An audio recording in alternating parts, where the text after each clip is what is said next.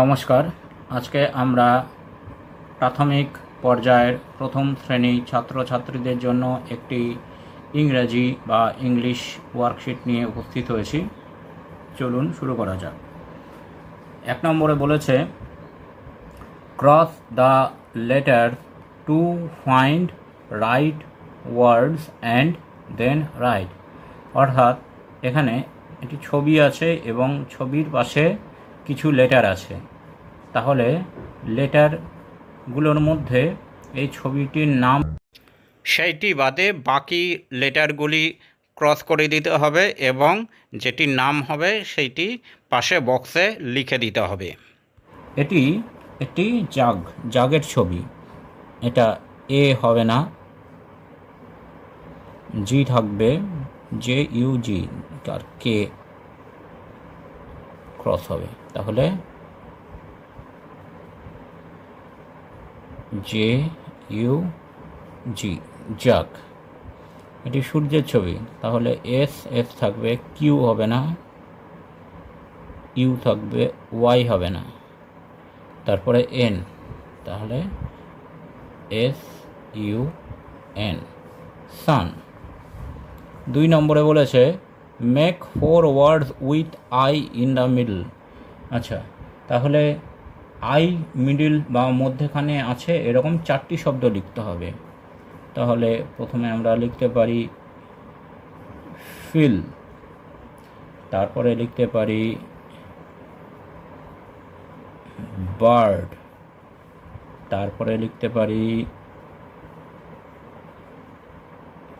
Onion,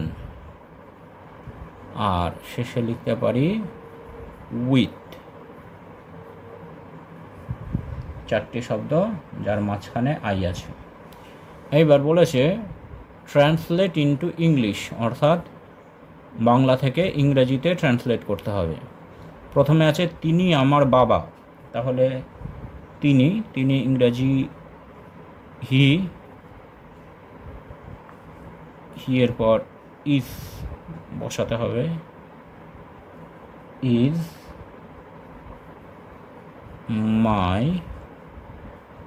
আমার বাবা, father, FATHER, he is my father. তিনি আমার কাকা, তিনি ইংরেজি হি, তারপরে ইজ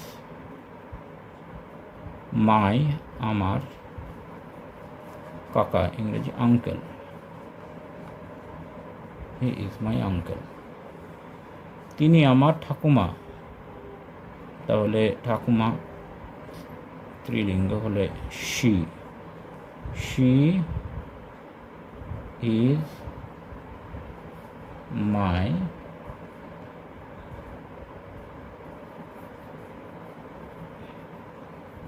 গ্র্যান্ড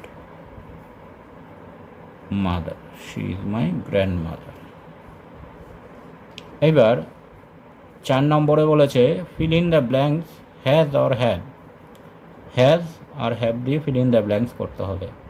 তাহলে যেগুলি সংখ্যায় একটি সিঙ্গুলার তার পাশে হ্যাজ বসবে, এবং যেগুলি সংখ্যায় বেশি, একের বেশি, তার পাশে হ্যাভ বসে। এভাবে বাচ্চাদেরকে শেখানো যেতে পারে।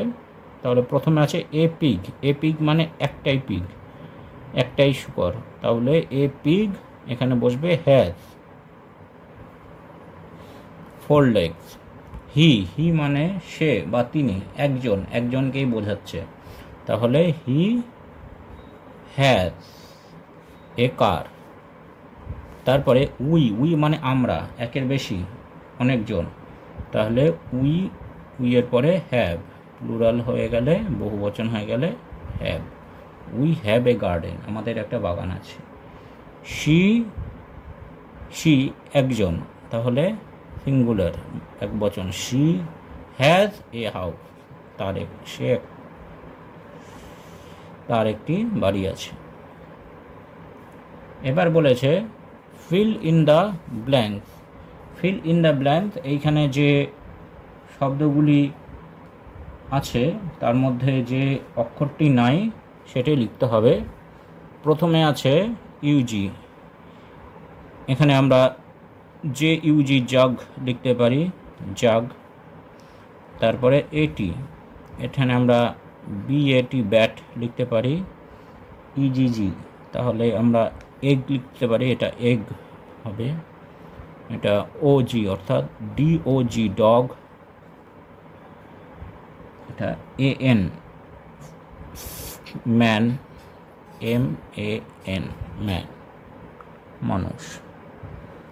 এইবার এইখানে বলেছে মেক ওয়ার্ডস, অর্থাৎ এইখানে এই লেটারগুলো আশেপাশে চারিদিকে দেওয়া আছে আর মাঝখানে আছে ওপি, অর্থাৎ এই লেটারগুলোর সাথে ওপি যুক্ত করে একটা করে শব্দ তৈরি করতে হবে।